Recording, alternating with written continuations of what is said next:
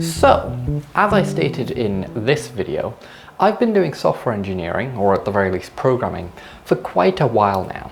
And as I clarified in this video, I've been doing it completely by myself for a good chunk of that time.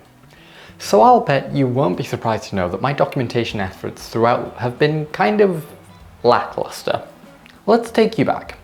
When I started big with things like Scratch and Apex OS, I didn't document. It was too complex to document, and the blocks were easy enough to understand that there was barely any need in the first place. It was easy to disconnect a chunk of code quite literally and work out what it did, which I suppose is part of the reason that Scratch is built the way that it is. However, as I moved into text-based languages like Python and C#, documentation became more necessary. These are some of my earliest efforts.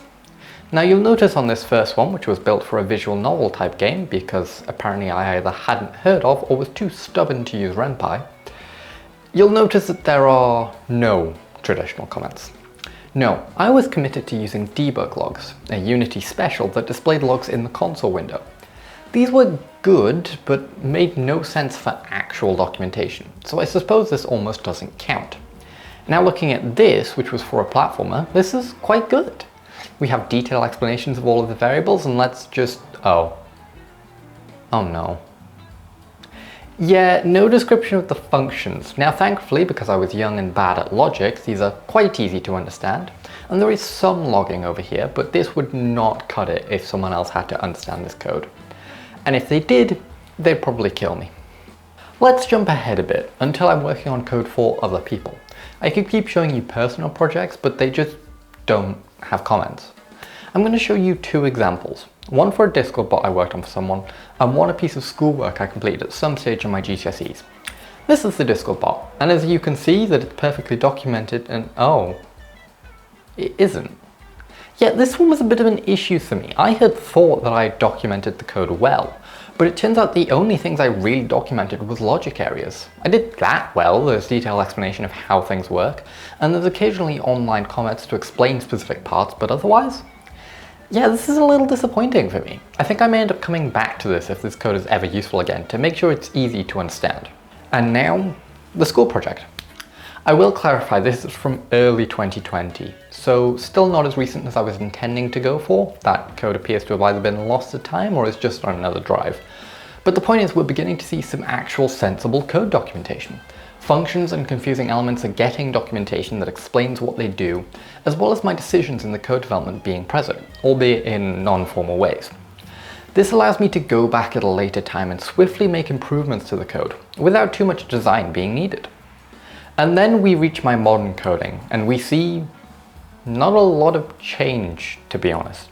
I've started documenting things better, ensuring that information is present on why choices have been made, but honestly, it just looks a bit like an amalgamation of my previous works, and by the time you get down to actual function calls, it's kind of underwhelming documentation.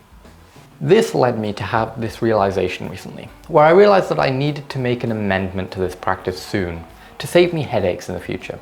I know that while I know this code off by heart now, I can't rely on that being true 2, 3, 5 years down the line.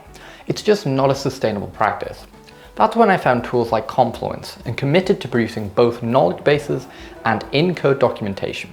This kicked off a large-scale process with my ongoing projects of amending various functions to clarify confusing sections with in-code corrections, as well as producing a comprehensive knowledge base for all of the details and information related to the code, to inform future decisions. Now you may be wondering, why both? Why not just create a knowledge base, or just keep everything within the code base?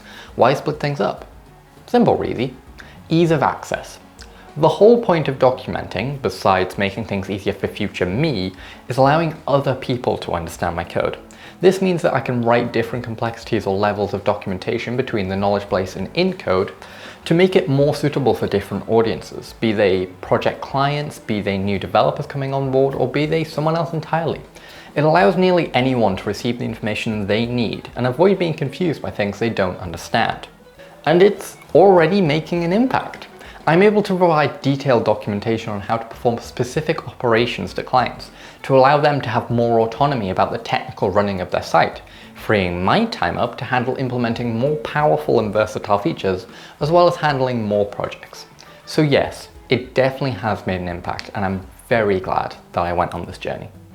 And speaking of handling more projects, this is a segue. Consider hiring me.